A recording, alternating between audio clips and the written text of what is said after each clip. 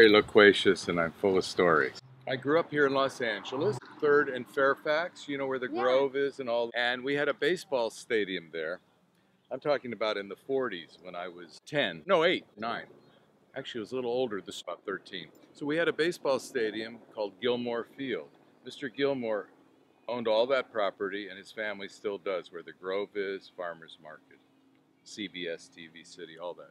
Although he sold that part. Walking over, my phone rang, and my friend Arnie called. He and I would go to that ballpark together. We both sold peanuts there, and popcorn and all that stuff. We had a baseball team called the Hollywood Stars.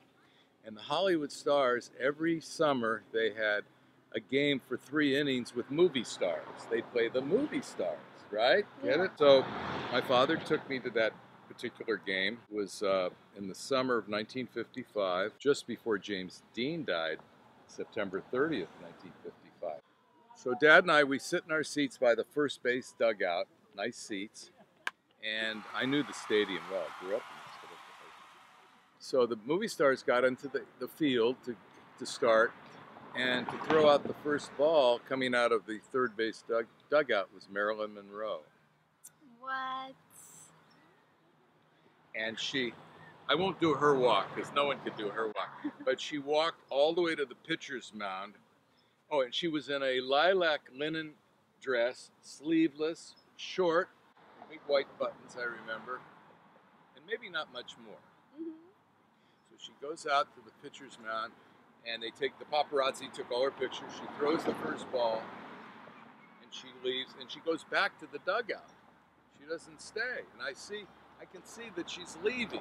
Got up, and I went, and I ran around the whole stadium down below. I knew where she'd come out. And I went to the back hall, right?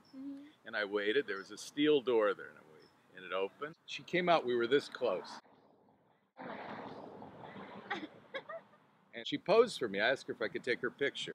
She actually fixed her hair a little bit, and I took her picture. And I often embellish, but I won't with you today. I usually say, and then she hugged me. And then for weeks she would call. I couldn't get rid of her.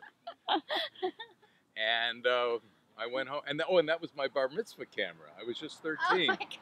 So that's today's story. Oh, I love it. So do you have that picture anywhere? No. So is this going to be on 60 Minutes, or what are you going to Totally. do? Oh, yeah.